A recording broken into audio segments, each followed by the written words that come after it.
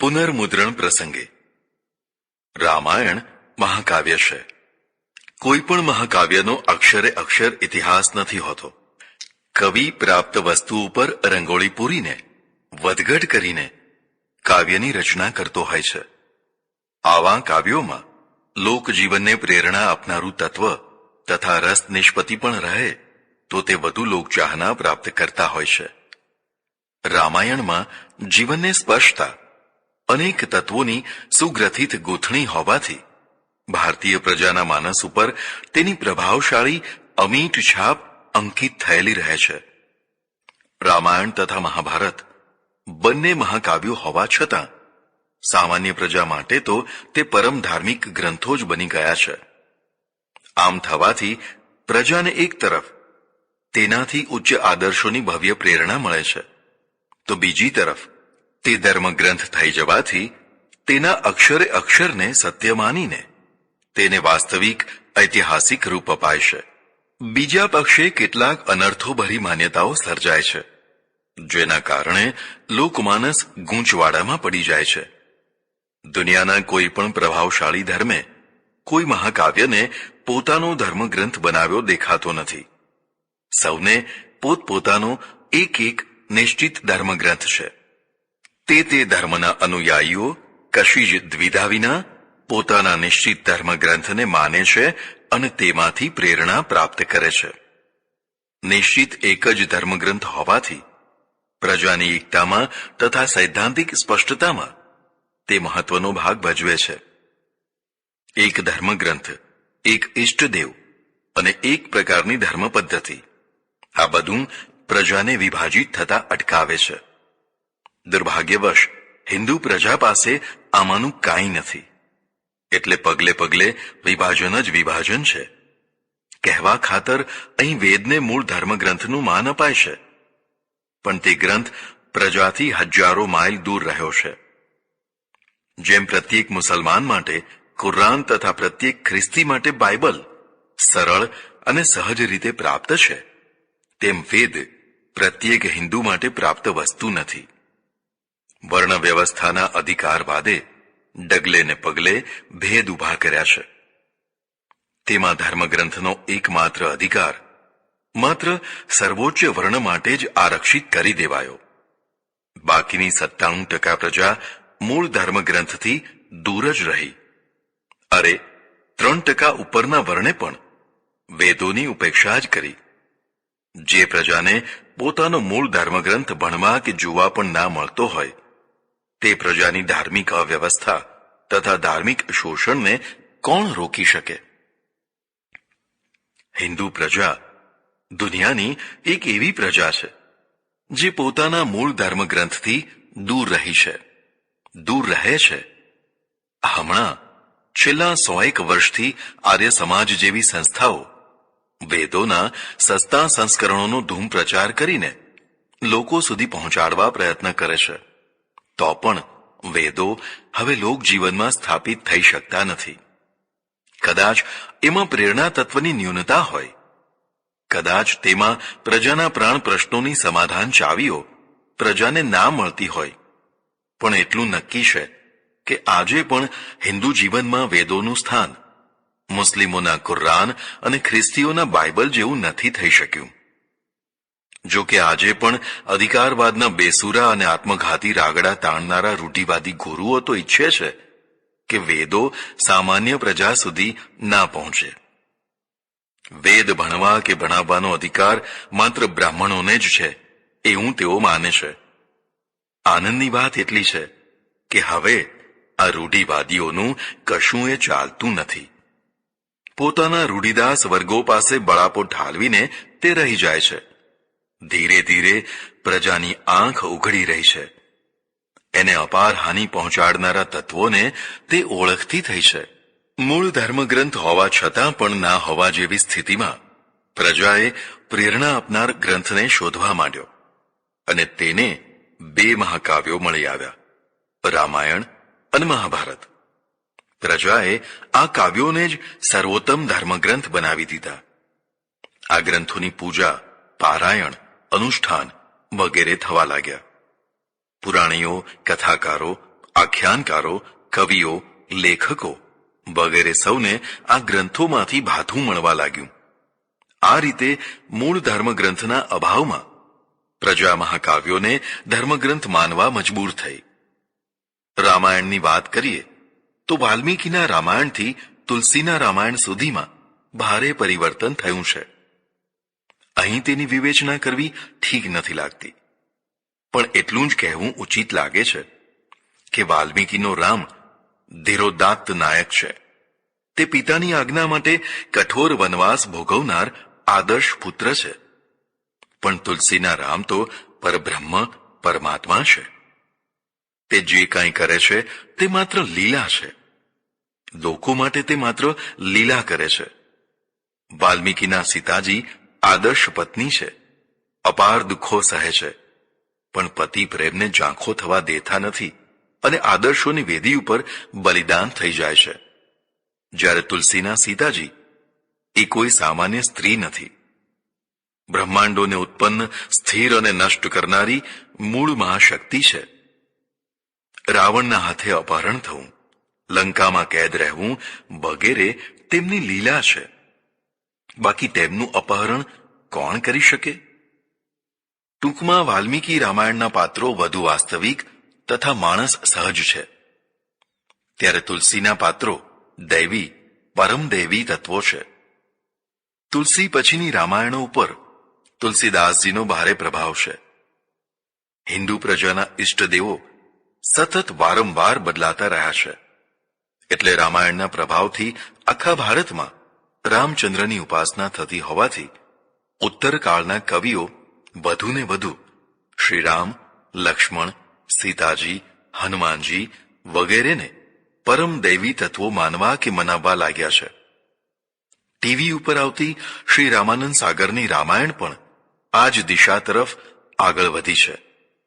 લોકોને શું ગમે છે તેના આધારે કૃતિઓ રચાય છે, એટલે ચમત્કારો, કલ્પનાઓ અને કેટલીક વાર તુક્કાઓ પણ સારી રીતે એક રસ થઈ જતા હોય છે. આ બધી પરિસ્થિતિમાં તેમાં સચ્ચાઈ કેટલી છે, ઐતિહાસિક તથ્ય કેટલું છે, તે શોધવું અત્યંત કઠિન થઈ ગયું છે. કદાચ કોઈ શોધે તો પણ તેને સ્વીકારી શકે તેવું પ્રજામાનસ ક્યાં છે? સત્યની શોધ માટે નહીં, પણ પૈસાના ઢગલા કરાવવા માટે બારોટ શૈલીની કથા દ્વારા લોકરંજન કરનારા વક્તાઓ લોકોને સત્યથી હજારો માઇલ દૂર ધકેલી રહ્યા છે. એટલે સંશોધિત સત્ય થોડા સત્યચાહકો માટે તો ઉપયોગી થઈ શકે છે, પણ વિશાળ પ્રજા મિથ્યા માન્યતાઓના જાળામાં એવી ગૂંચવાયેલી રહે છે કે કોઈ તેને રસ્તો બતાવે તો પણ તેને ના દેખાય. વિદેશમાં એક ગોરા જિજ્ઞાસુએ સમજવા માટે મને પ્રશ્ન પૂછેલો કે આ મંકી ગોડ એટલે કે હનુમાન કોણ છે? હનુમાનજીને જે સરળતા તથા સહજતાથી આપણે સ્વીકારીએ છીએ તે સરળતા તથા સહજતાથી કોઈ ગોરો માણસ કેવી રીતે સ્વીકારે? તેને તો નવાઈ જ લાગે કે હિન્દુઓના અસંખ્ય ગોડમાં એક મંકી ગોડ પણ છે. મારે સ્વીકારવું જોઈએ કે હું તેને સંતોષ થાય તેવી રીતે સમજાવી શકેલો નહીં. સંસાર રામાયણમાં એટલા માટે મેં હનુમાનજીને વાનર માન્યા નથી, પણ પશ્ચિમની કોઈ સદીઓ પહેલા અહીં વસી ગયેલી પ્રજાના નેતા માન્યા છે. ખાસ કરીને મૈસૂરની પાસે કુર્ગ પ્રદેશમાં આવી ગૌર વર્ણવાળી કેટલીક જ્ઞાતિઓ આજે પણ વસે છે. તેમનો મૂળ ઇતિહાસ જો શોધાય તો ભારે પ્રકાશ પડે. આવી જ રીતે લંકા, રાવણ વગેરે ક્ષેત્રો તથા પાત્રો માટે પણ શુદ્ધ ઐતિહાસિક અભિગમની આવશ્યકતા છે. બીજી એક વાત કહેવાનું મન થાય છે. રામાયણના પાત્રો અને તેમની નૈતિકતાના માનદંડ સરખા નથી. જેમ કે વાલીની પત્ની વાલીના મૃત્યુ પછી દિયર સુગ્રીવને પરણે છે. આમ કરવા છતાં આ પાત્રોએ અનીતિ કરી હોય તેવું જણાતું નથી. યાદ રહે, એ બધું રામરાજ્યના સમયમાં શ્રી રામની હાજરીમાં થયું હતું. બીજી તરફ ઇન્દ્ર દ્વારા ખંડિત થયેલી અહલ્યા ગૌતમ ઋષિ તથા સમાજ દ્વારા તિરસ્કૃત થઈ ગઈ હતી, પણ તે જ અહલ્યાને શ્રી રામે ફરી પાછી તેના ગૌરવભર્યા સ્થાને સ્થાપી દીધી હતી. ધન્ય છે ગૌતમ ઋષિને કે જેણે પોતાની પત્નીના જાણતા અજાણતા થયેલા સ્ખલનને ક્ષમા આપી તેને હૃદયથી સ્વીકારી લીધી. આ જ અહલ્યાનું નામ આપણે સતીઓના નામોમાં મૂકીએ છીએ. તે વખતના સમાજનું આ ઉચ્ચ મૂલ્ય કહી શકાય. પણ જે રામે અહલ્યાનો ઉદ્ધાર કર્યો તે જ રામ પોતાની અખંડિત અને પૂર્ણ શુદ્ધ એવી પત્નીને અગ્નિ પરીક્ષા કર્યા છતાં પણ લોકોના અપવાદ આગળ લાંબો સમય રાખી ન શક્યા. અહીં લોક ચાહનાને કારણ બતાવ્યું છે. પણ જો લોક ચાહના જ કારણ હોય તો દશરથે વનવાસ આપ્યો ત્યારે લોકો તો ચાહતા હતા કે રામ વનમાં ન જાય, અહીં રહે અને રાજ્ય કરે. એ વખતે શ્રી રામે લોક ચાહનાની ઉપેક્ષા કરી અને રોતી કકળતી અયોધ્યાને મૂકીને વનમાં ગયા.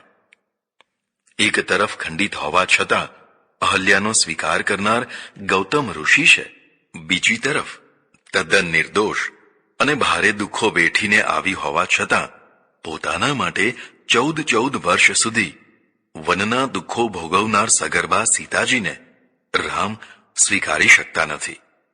આ બંને ઘટનાઓ રામ રાજ્યના મૂલ્યો છે. કોને મહત્વ આપવું? અને રામ રાજ્યમાં પ્રજાની કક્ષા તો હતી તેવી ને તેવી જ રહે છે ને. નિંદા કરનારો માત્ર ધોબી જ ન હતો, લગભગ પૂરી પ્રજા હતી. રામાયણ કે મહાભારત જેવા મહાકાવ્યોને જ્યારે આપણે વાંચીએ છીએ અને તેના આદર્શોથી સમાજના મૂલ્યો નિર્ધારિત કરીએ છીએ ત્યારે જીવનની સકારાત્મકતા અને વાસ્તવિકતાના પક્ષોને ભૂલી ના જઈએ. આપણે કેવા આદર્શોવાળો સમાજ ઈચ્છીએ છીએ? સીતાઓનો સમાજ ના હોય, તે તો પરાકાષ્ઠાનું વ્યક્તિત્વ છે. દીવા દાંડી થઈને પ્રેરણા આપે. દીવા દાંડી તો એકલ દોકલ હોય, તેનો સમાજ ના હોય. આપણે તમામ સ્ત્રીઓ માટે પતિવ્રતાનો ઉચ્ચ આદર્શ તો ઊભો કર્યો, પણ પુરુષો માટે લગભગ બધી જ છૂટ આપી. સીતાજીના ત્યાગ પછી શ્રી રામે ફરીથી લગ્ન ના કર્યા તે આદર્શ છે, પણ તેમને લગ્ન કરાવવા સમાજ તો ઉત્સુક હતો જ. શ્રી રામે ફરી લગ્ન કર્યા હોત તો તેમના વ્યક્તિત્વને કશી આંચ આવવાની ન હતી. પણ સંપૂર્ણ નિર્દોષ સીતાજીનો ત્યાગ થયા પછી તે બીજા લગ્નની કલ્પના કરે તે પણ આપણે માટે સહ્ય ના થઈ શકે. કારણ કે સમાજમાં આવા મૂલ્યો છે. જો આજે પણ આ મૂલ્યોને દ્રઢતાથી ચાલુ રાખવામાં આવે તો સીતા જેવી સ્ત્રીઓ માટે તો કલંકિત થઈને ત્યક્તા થવું અને અંતે જમીનમાં ધરબાઈ જવાનું જ બને. નિર્દોષ સ્ત્રીને પણ ઘણીવાર કેટલાક દુષ્ટ પ્રકૃતિના માણસો ષડયંત્ર દ્વારા કલંકિત કરી મૂકતા હોય છે. આવા સમયે તેના સ્વજનો પણ લોક વંટોળ આગળ માથું ઝુકાવી દે અને કલંક સાથે તેને ત્યક્તા થવાની ફરજ પાડે તે સમાજ ઉત્તમ કે લોક વંટોળની પરવા કર્યા વિના તેની સામે જજુમીને નિર્દોષ નિષ્કલંકને ખરા સમયે ઓથ પૂરી પાડે તે સમાજ ઉત્તમ? જે લોકોએ સીતાજીની નિંદા કરી હતી તે જ લોકો આજે તેમની આરતી ઉતારે છે. આ આરતીનો કોઈ અર્થ ખરો? હવે તે સીતાજીને થયેલા અન્યાય માટે આંસુ પાડે છે, પણ પોતાના ઘરની સીતાઓને એ જ અન્યાયનો પૂરેપૂરો સ્વાદ પણ ચખાડે છે. છેડાના આદર્શોથી કોઈ કાવ્ય કે મહાકાવ્યના પાત્રને તો દિવ્ય બનાવી શકાય, પણ એ જ છેડાના આદર્શોને પ્રજા જીવનનું મૂલ્ય સ્થાપિત કરી દેવાય તો પ્રજા દુઃખી, ઢોંગી, દંભી અને પ્રશ્નોથી સતત ગૂંચવાયેલી રહ્યા કરે. સમાજ વ્યવસ્થા તો મધ્યમ માર્ગથી ચાલતી હોય છે, જેમાં નાની અને અભાનથી થયેલી ભૂલોને નભાવી લેવાની ક્ષમતા હોય. કઠોર સમાજ વ્યવસ્થા દુખિયારા માણસો માટે ક્રૂરતાનું કામ કરતી હોય છે. આવી વ્યવસ્થા વ્યક્તિ કે પ્રજા સુખી થાય તે પક્ષનો વિચાર નથી કરતી, પણ કોઈ પણ ભોગે આ કઠોર વ્યવસ્થા ચાલુ રહે તેનો જ વિચાર કરતી હોય છે. સમાજ વ્યવસ્થાની કઠોરતા અને અંતે ક્રૂરતા મોટા ભાગે સ્ત્રીઓ ઉપર જ ઉતરતી હોય છે. જ્યાં જ્યાં કઠોર સમાજ વ્યવસ્થા હશે ત્યાં ત્યાં સ્ત્રીઓ રીવાતી હશે. સતી પ્રથા, વિધવા પ્રથા, ત્યક્તા પ્રથા દેવદાસી પ્રથા, દૂધ પીતી પ્રથા તથા પતિવ્રતાના નામે દાસી પ્રથા, આ બધું કઠોર સમાજ વ્યવસ્થાની ક્રૂરતા નહીં તો બીજું શું છે? માનો કે સીતાજીનું રાવણે અપહરણ કર્યું, તેમને 6 મહિના કેદ રાખ્યા. તેમાં સીતાજીનો શો દોષ? બીજા પક્ષે પોતાની બહેનનો બદલો લેવા રાવણે આ કામ કર્યું હોવા છતાં તે કદી પણ નિશ્ચિત મર્યાદાથી આગળ વધ્યો નથી. હા, તે સમજાવે છે પણ બળનો પ્રયોગ નથી કરતો. તેના આ મહાન ગુણ તરફ આપણું ધ્યાન કેમ નથી જતું? જેની સગી બહેનના નાક કાન કપાયા હોય તે મહાશક્તિશાળી સમ્રાટ ધારે તો તેટલું તો કરી શકે ને, પણ તેણે તેવું કશું કર્યું નથી. રામ રાજ્ય તથા રાવણ રાજ્યના મૂલ્યોનો વિચાર કરવો હોય તો આ ઘટનામાં કરી શકાય. માનો કે રાવણ સીતાજીને વરવા મોહિત થયેલો હતો એટલે તેણે આમ કર્યું હશે, પણ પોતાના મૃત્યુ સુધી પણ અને મૃત્યુ પછી પણ સીતાજીના શરીરને આંગળી ન અડાડનાર, અથવા જો હું યુદ્ધમાં મરી જાઉં તો સીતાજીની આવી વ્યવસ્થા કરી નાખજો તેવી કોઈ ક્રૂર વ્યવસ્થા ના કરનાર રાવણ ખરેખર રાક્ષસ હતો? સીતાજીના અપહરણ સિવાય તેના બીજા ક્યાં રાક્ષસી કાર્યો છે? શ્રીલંકાની સમૃદ્ધિ તથા પ્રજાનું સુખ તો સ્વયં રામાયણ પ્રમાણે ભારતના કોઈ પણ રાજ્ય કરતા ઉત્તમ છે. બીજી તરફ રૂપમુગ્ધ થયેલી એક સ્ત્રી પ્રેમનો પ્રસ્તાવ લઈને આવે, તેના નાક કાન કાપીને જીવનભર તેને કુરૂપ બનાવી તેના જીવનને ક્ષણભરમાં બરબાદ કરી નાખવું તે સારું કે રાવણની માફક ધીરે ધીરે તેને સમજાવીને યોગ્ય માર્ગે પાછી વાળી તેને યોગ્ય પુરુષ સાથે પરણાવી સુખી કરવી તે સારું? રાવણ અને શૂર્પણખા પ્રત્યે કવિ આપણા મનમાં ભારે ધિક્કાર જન્માવે છે, કારણ કે તે ખલનાયક છે. પણ જો આપણે પ્રવાહમાં તણાતા ના હોઈએ તથા થોડી પણ તટસ્થતા રાખી શકતા હોઈએ તો તે પાત્રોનું જમા પાસું પણ આપણે વિચારવું જોઈએ, જેથી સમાજ રચના માટેની એકાંગી નહીં પણ વ્યવસ્થિત પ્રેરણા મેળવી શકાય. માનો કે 6 મહિના સુધી સીતાજી રાવણની કેદમાં રહ્યા. યાદ રહે, તેને પોતાના મહેલમાં નહીં પણ દૂરની અશોક વાટિકામાં તેમને કેદ રાખ્યા હતા. તેમના ચારિત્રને ઊની આંચ પણ ન આવી. એક તરફ સીતાજી મહાન છે તો બીજી તરફ શું રાવણ પણ મહાન નથી? પણ માનો કે રાવણની જગ્યાએ કોઈ ખરેખર દુષ્ટ રાક્ષસ જ સીતાજીને હરી ગયો હોત અને તેમની ઈચ્છા વિરુદ્ધ તેણે તેમના શરીર સાથે ઈચ્છા પ્રમાણેની છૂટ લીધી હોત, તો પણ શું સીતાજી દોષી થઈ ગયા હોત? અનિચ્છાએ પણ બળાત્કારનો ભોગ બનનારી સ્ત્રીઓને દોષી માનીને તેનો ત્યાગ કરનાર સંસ્કૃતિ કરતા આવી સ્ત્રીઓને માનપૂર્વક સ્વીકારી લેનારી સંસ્કૃતિ મારે મન મહાન છે. સીતાજી તો શુદ્ધ હતા જ, છતાં અગ્નિ પરીક્ષા આપવી પડી અને તે પછી કલંક સાથે ત્યક્તા થવું પડ્યું. આ એક પક્ષ. પણ માનો કે અનિચ્છાએ પણ અપહરણ કરતાના તાબે થવું પડ્યું હોય, શ્રીરામ તેમની આ વિવશતા જાણતા હોય તો પણ તે કહે કે સીતા, તું શુદ્ધ જ છે, કારણ જે કાંઈ થયું તે તારી અનિચ્છાએ બળજબરીથી થયું, માટે તું શુદ્ધ છે, તારે અગ્નિ પરીક્ષાની જરૂર નથી. હું લોકોને કહીશ કે જેવી છે તેવી મારી સીતા મને સ્વીકાર્ય છે. તમારે જે વાતો કરવી હોય તે કરો. લોકટોળાના વંટોળમાં તણાવા કરતા હું સત્ય અને ન્યાયને વધુ મહત્વ આપીશ. જેણે જીવનભર મારી છાયા થઈને અપાર દુઃખો વેઠ્યા છે તેને ત્યાગી દેવા હું તૈયાર નથી. કવિએ પોતાના ધીરોદાત્ત નાયક પાસે ઘટનાને આવો વળાંક આપ્યો હોત તો ભારતમાં લાખો સ્ત્રીઓને નજીવી બાબતમાં ત્યક્તાઓ થવું પડ્યું ના હોત. ભારત પાકિસ્તાનના ભાગલા વખતે અનિચ્છાએ રહી ગયેલી હજારો સ્ત્રીઓ જ્યારે એક સંધિ પ્રમાણે ભારત પાછી આવી ત્યારે તેમને સ્વીકારી લેવા તેમના માતા પિતા, પતિ કે ભાઈ વગેરે તૈયાર ન હતા. તે બિચારી અભાગણી સ્ત્રીઓ માટે તો 2 જ જગ્યાઓ બાકી હતી. એક તો મુંબઈનો વેશ્યાવાડો અથવા પછી પાકિસ્તાન પાછા જવાનું. ભારતમાં એ જ પ્રકારે રહી ગયેલી મુસ્લિમ સ્ત્રીઓને પણ જ્યારે પાછી સોંપવામાં આવી ત્યારે તેમને તેમની સગર્ભાવસ્થા હોવા છતાં કાંઈ પણ પૂછ્યા વિના તેમનો સ્વીકાર કરી લેવાયો. તે પોતાના કુટુંબમાં અડચણ વિના ભળી ગઈ, કારણ કે આપણી માફક તેમને ત્યાં છેડાનો આદર્શ ન હતો. તેઓ સૌને પચાવી શકે છે. આપણે આપણી વહાલી બહેન દીકરીઓને પણ નજીવી ભૂલોના કારણે પચાવી નથી શકતા, કારણ કે આપણે સ્ત્રીઓ માટે છેડાનો આદર્શ લઈને બેઠા છીએ. મને ઘણીવાર વિચાર આવે છે કે યુરોપ, અમેરિકા વગેરે દેશોની સ્ત્રીઓ પાસે પતિવ્રતા ધર્મનો આદર્શ લગભગ નથી. પરણ્યા પહેલા તેમને છેડે ચોક મિત્રો હોય છે. પરણ્યા પછી પણ ન ફાવે તો છૂટાછેડા લઈને બીજી, ત્રીજી કે ચોથી વાર જુદા જુદા પુરુષો સાથે કશી શરમ કે સંકોચ વિના પરણે છે.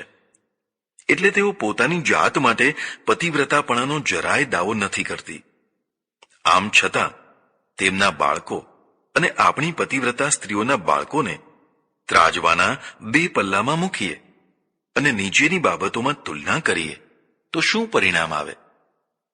જેમ કે બંનેની શારીરિક ક્ષમતા, બંનેની માનસિક ક્ષમતા, બંનેની બૌદ્ધિક ક્ષમતા, બંનેની શૌર્યની ક્ષમતા અને પ્રામાણિકતાની ક્ષમતા, બંનેની કર્તવ્યનિષ્ઠા અને વચન પાલન ક્ષમતા, ભૂલ સ્વીકારી ક્ષમા માગવાની ક્ષમતા અને પરસ્પરના સદવ્યવહારની ક્ષમતા, સ્વચ્છતા અને શાંતિની ક્ષમતા, એટલે કે ઘોંઘાટ ના કરવો તે, જીવનના પ્રશ્નો પ્રત્યે શુદ્ધ અભિગમની ક્ષમતા, ઓછું ન જોખવું, ભેળસેળ ના કરવી, લાંચ ના લેવી, ટેક્સ વગેરેની ચોરી ના કરવી તે બાબતો, રાષ્ટ્રપ્રેમ, માનવતા પ્રેમ, પાલક પશુઓ પ્રત્યેનો પ્રેમ વગેરે, ત્યાગ, બલિદાન, મહાન ધ્યેય માટે સાહસ તથા કષ્ટ સહન કરવાની ક્ષમતા, ધાર્મિક સહિષ્ણુતા, ઉદારતા, દ્રઢ અને સચોટ નિર્ણય કરવાની ક્ષમતા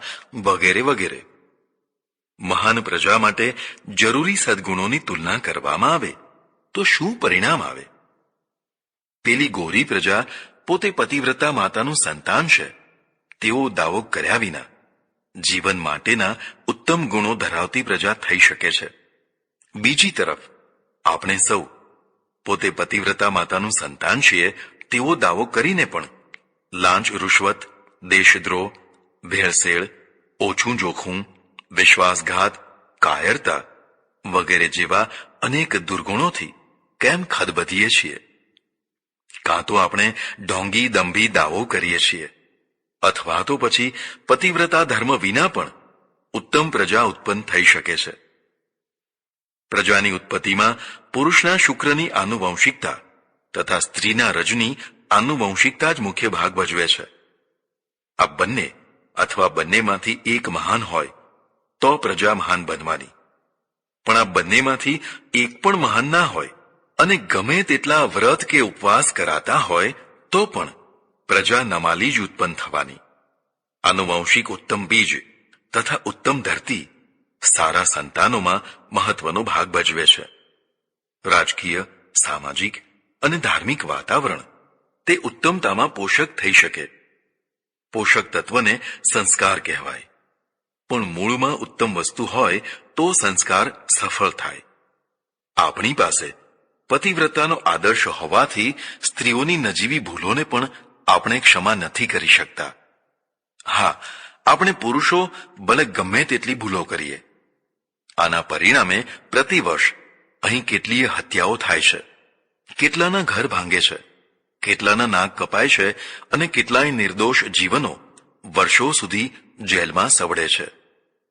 ઘણીવાર તો તારી સ્ત્રી ફલાણા પુરુષ સાથે હસી હસીને વાતો કરતી હતી, આટલું જ કોઈ દ્વેષીલું પડોશી માણસ કહે તો રૂઆબી પતિ પૂરી તપાસ કર્યા વિના જ પત્નીને ધીબી નાખે, કાઢી મૂકે.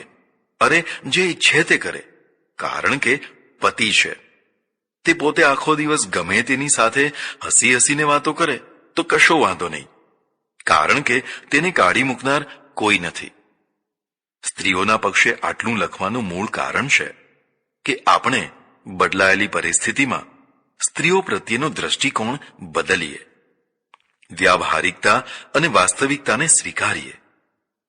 એક કન્યા 25 કે 27 વર્ષની ઉંમર સુધી કોલેજ કે યુનિવર્સિટીમાં ભણતી હોય, હવે તેની પાસે તેનો મૂર્તિઓ એવી અપેક્ષા રાખે કે મેં સ્વપ્નમાં પણ કોઈ પુરુષનો સ્પર્શ કર્યો નથી, અથવા મનથી પણ મેં કોઈનું ચિંતન કર્યું નથી, તો તે બેવકૂફી જ ગણાય. આ ઉંમરે અને આ વાતાવરણમાં તેનાથી કંઈક આવું થયું હોય તો પણ તેના વ્યક્તિત્વને તિરસ્કૃત કરવાની જરૂર નથી, કારણ કે આ શક્ય છે. મોટી ઉંમરે પરણનાર અને જાહેર જીવનમાં સતત ભાગ લેનાર માણસો જો છેડાના આદર્શોને ચુસ્ત રીતે વળગી રહે તો સમાજ દંભી, ઢોંગી અને દુઃખી થઈ જાય. મધ્યમ માર્ગી આદર્શો જ ઉત્તમ છે. સ્ત્રીઓ માટે પતિવ્રતા ધર્મની ભારે દ્રઢતાના કારણે સતી થવાનો રિવાજ ઉદ્ભવ્યો. પતિવ્રતા સ્ત્રી માટે કથાકારોએ જે ચમત્કારિક હવાઓ ઊભી કરી અને સામાજિક વાતાવરણ ઊભું કર્યું, તેના પરિણામે કેટલીક સ્ત્રીઓ ખરેખર સાચા ભાવથી સતી થઈ જ હશે, પણ પછી તો આ સામાજિક ધાર્મિક ગૌરવનું પ્રતીક બની ગયું. એટલે પોતાના કુટુંબને ગૌરવ અપાવવા અને લાંછિત થતું બચાવવા ઈચ્છા ના હોય તો પણ સતી થવું જ પડે. ના થાય તો લોકો જ સતી કરી નાખે.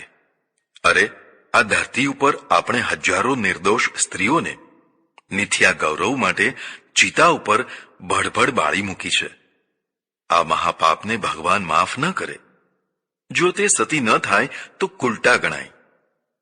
યુરોપિયન કે મુસ્લિમ વગેરે સમાજમાં કોઈ સ્ત્રી સતી નથી થતી, જૌહર નથી કરતી, આજીવન વૈધવ્ય પાળવાનું પણ અનિવાર્ય નથી.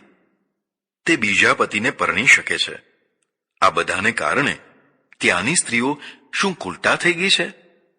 અને પ્રત્યક્ષતઃ આજીવન વૈધવ્ય વગેરેના કઠોર વ્રતો પાળવાના કારણે આપણી સ્ત્રીઓ સંસારની ઉત્તમ સ્ત્રીઓ થઈ ગઈ છે? જો હા, તો તેમના બાળકો નમાલા કેમ જન્મે છે? કોઈ સિકંદર કે નેપોલિયન કેમ નથી જન્મતો? પ્રજાને જીવનની વાસ્તવિકતાથી દૂર ફેંકી દઈને મિથ્યા ગૌરવના ઘેનમાં રાજતી કરી શકાય, પણ તેથી તો તેનું પતન જ થાય. ધર્મની વ્યાખ્યા તથા સમાજ રચનાની લીટીઓ એવી હોવી જોઈએ જેમાં કોઈને અન્યાય ન થાય, કોઈનું શોષણ ના થાય, સૌ સુખી થાય, સૌને જીવન મળે, કોઈનું જીવન ચૂંટવાય ન જાય. કોઈ ધોબી કોઈ નિર્દોષ સીતાને ચપટી વગાડતા ત્યક્તા ના બનાવી દે. મને એક જબરદસ્ત સામાજિક ક્રાંતિ દેખાઈ રહી છે, જેમાં છેડાના આદર્શોની જગ્યાએ મધ્યમ માર્ગના આદર્શો સ્થાપિત થશે. છેડાના આદર્શોએ ભારતની પ્રજાને ઢોંગી, દંભી અને રીબાતી પ્રજા બનાવી છે. ગુપ્ત અને ખાનગી રીતે આપણે ત્યાં પારાવાર અનર્થો ચાલે છે. જે અનિષ્ટો આપણને પશ્ચિમમાં દેખાય છે, તે તમામે તમામ અનિષ્ટો આપણે ત્યાં પણ મોટા પાયા ઉપર ચાલે જ છે, પણ ગુપ્ત રીતે. આ ગુપ્તતા નીચે ધરબાયેલા અનિષ્ટો ઉદયની માફક સમાજને ખોખલો તથા રીબાતો કરી મૂકે છે. સામાજિક રૂઢ દ્રષ્ટિ કરતાં પરમાત્માની શુદ્ધ દ્રષ્ટિથી રચાયેલો સમાજ વધુ શુદ્ધ અને સુખી સમાજ હશે.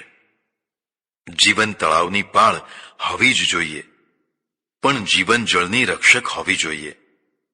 લગ્ન સંસ્થા તથા દાંપત્ય જીવન હોવું જ જોઈએ, પણ તે કલ્યાણકારી, ન્યાયી તથા સુસંગત હોવું જોઈએ. કજોડા, ત્રાસ, જો હુકમી વગેરેનો બચાવ ના કરી શકાય. જો પાળને કજોડા, ત્રાસ કે જો હુકમીની પોષક બનાવી દેવાય તો તે પાળ ના રહેતા કેદખાનાની દિવાલ બની જાય.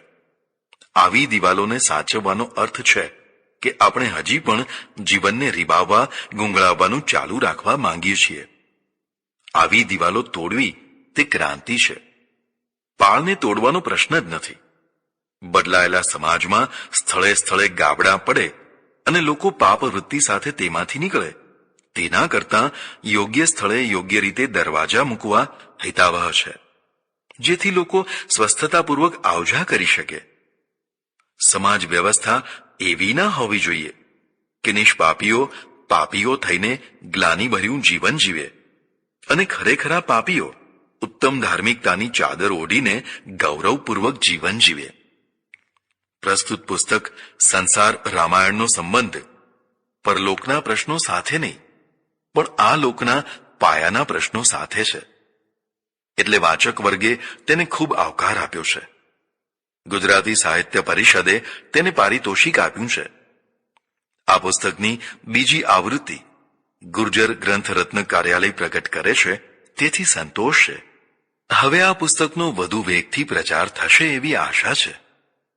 આ પુસ્તકના વાચકોના અસંખ્ય પત્રોએ મને ભારે પ્રોત્સાહન આપ્યું છે. અંતમાં પરમ કૃપાળુ પરમાત્માનો હૃદયથી અત્યંત દીન ભાવે આભાર માની વિરમું છું. આ ગ્રંથના પુનર્મુદ્રણની અને મારા અન્ય પુસ્તકોના પ્રકાશનની જવાબદારી ગુર્જર પ્રકાશને સ્વીકારી છે, એ માટે એમનો આભારી છું. સચ્ચિદાનંદ.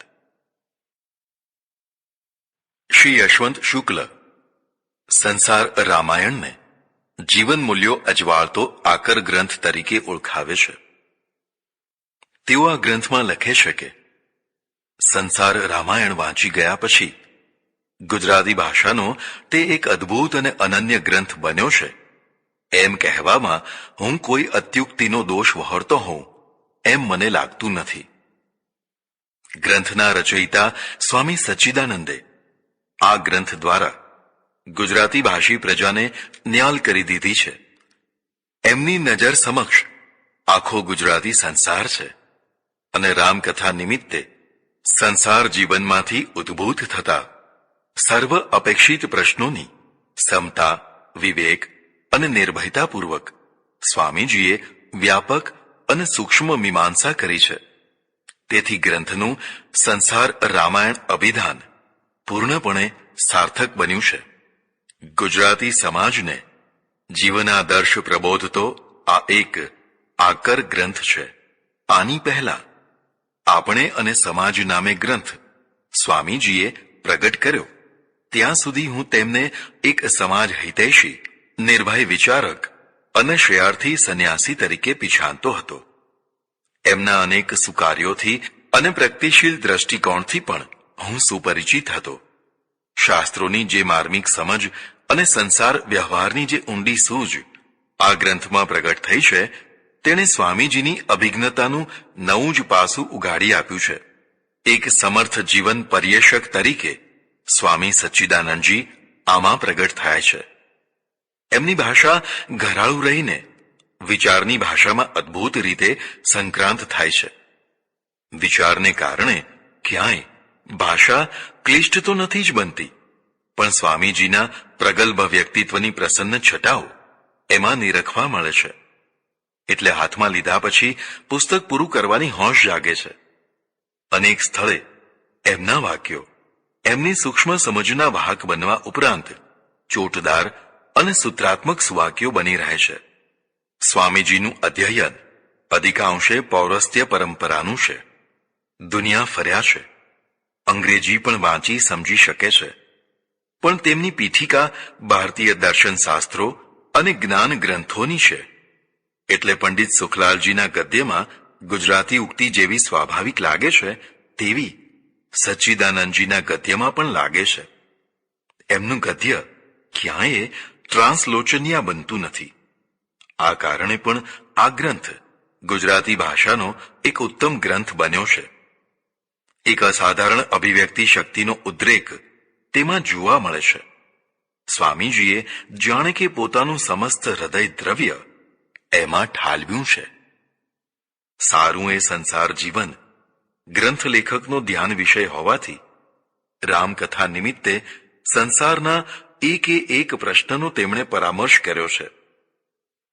એમાં વિવિધ પ્રકારના સાંસારિક કર્તવ્યોનો, ધર્મનો, ભક્તિનો, સ્ત્રી પુરુષ સંબંધનો, મૈત્રીનો, મનુષ્યને કર્મમાં પ્રેરતા આવેગોનો, રાજધર્મનો, નીતિનો, યુદ્ધ વ્યૂહનો, મુત્સદીગીરીનો, અર્થવ્યવહારોનો, નાની મોટી વ્યવહાર નીતિઓનો, સભ્યતાનો, વિવેકનો, નાની મોટી માનવ સહજ નિર્બળતાઓનો, જીવનને ઉર્ધ્વ સ્થિતિએ મૂકી આપનાર ગુણ સમુદાયનો, એનું અધઃપતન સાધનાર અવગુણોનો, ઉપરાંત આધુનિક જન સમાજને મૂંઝવતા પ્રશ્નોનો એવો તો ઉત્કૃષ્ટ પરામર્શ થયેલો છે કે સંસાર રામાયણને એક જીવન વિધાયક મીમાંસા ગ્રંથ રૂપે આપણે પ્રમાણી શકીએ. સ્વામીજીએ એમાં એકે વિચાર સમજાવ્યા વિના સ્થાપ્યો નથી. રામકથા આમાં નિમિત્ત માત્ર છે. કથાતંતુ તુલસીદાસ રચિત રામચરિત માનસમાંથી સ્વામીજીએ પકડી લીધો છે, પણ કથા એમાં મુખ્ય નથી. મુખ્ય તો વિચાર છે, મૂલ્ય ચર્ચા છે. રામચરિત માનસનું વસ્તુ લેખકે ધ્યાનમાં રાખ્યું છે, પણ બધા રંગો એમના પોતાના છે.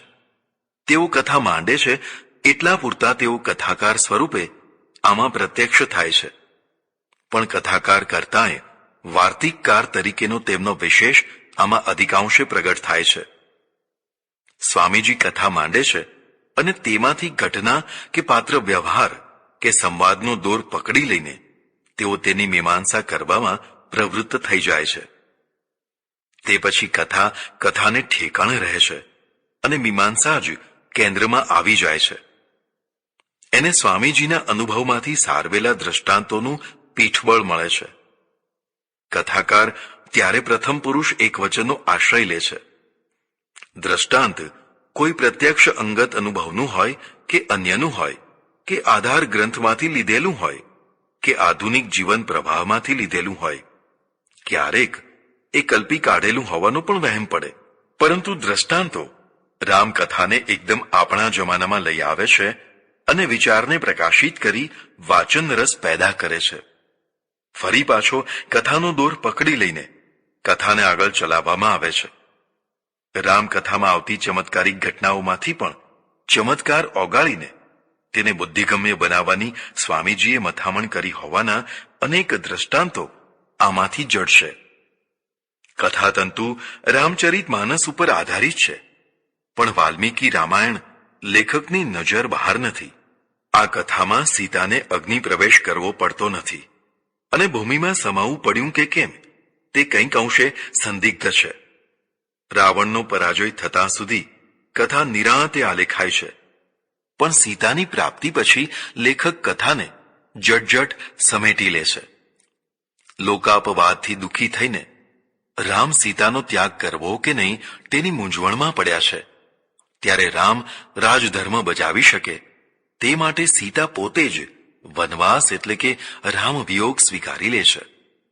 વાલ્મીકીનો રામ રાવણના પરાભવ પછી સીતાને ઉપાલંબના કઠોર વચનો સંભળાવે છે, પણ સંસાર રામાયણનો રામ નખશીખ સૌજન્ય મૂર્તિ છે. આખો ગ્રંથ ગોષ્ઠીની રીતે ચાલે છે. વાચકોને સંબોધીને કથાકાર તેમને કથામાં સંડોવે છે અને શ્રોતાજનોના છેક અત્યારના સાંસારિક પ્રશ્નોની સમીક્ષા કરે છે. વાતમાં અને વાતમાં કથાકાર તેમને વેદોપનિષદના, શાસ્ત્ર વચનોના, મહાકાવ્યોના, સુભાષિતોના પોતાના જ્ઞાનનો લાભ આપે છે અને અર્થહીન રૂઢાચારોની શાસ્ત્રોના આધારે ટીકા પણ કરે છે. વહેમમાં તો તેઓ માનતા જ નથી અને ચમત્કારોનો આશ્રય લેતા નથી. જે કંઈ બુદ્ધિસંગત ન હોય તેનો તેઓ ખપ કરતા નથી. એટલે વર્ણભેદ અને જન્મપ્રાપ્ત પરંપરાગત વર્ણ વ્યવસ્થા તેમને માન્ય નથી. અસ્પૃશ્યતા તેમને મતે હિન્દુ સમાજનું ઘોર કલંક છે. તેમનો સમગ્ર જોક સ્ત્રી પુરુષનું સખ્ય અને સમાનતા, ઉદારતા, મત સહિષ્ણુતા, અન્યોન્યાશ્રય, સહકાર, અનુકંપા આદિ માનવીય ગુણો ખીલવવા ઉપર છે. વિવિધ વિષયો પરના તેમના અત્યંત પ્રગતિશીલ, કંઈક ઉદ્દામ લાગે તેવા વિચારોમાંથી અત્રે થોડાકને ટાંકી બતાવવાનું પ્રલોભન થાય છે, પણ વિસ્તાર ભયે તેમ કરવાનું ટાળું છું. ડબલ ક્રાઉન સાઇઝના 500 ઉપરાંત પૃષ્ઠોનું વાંચન જેટલું ઉપકારક તેટલું જ રસપ્રદ છે. ગ્રંથની માંડણી આકર્ષક હોય તો તેને ઉપક્રમ પરાક્રમ તરીકે ગ્રંથકારે ઓળખાવ્યું છે.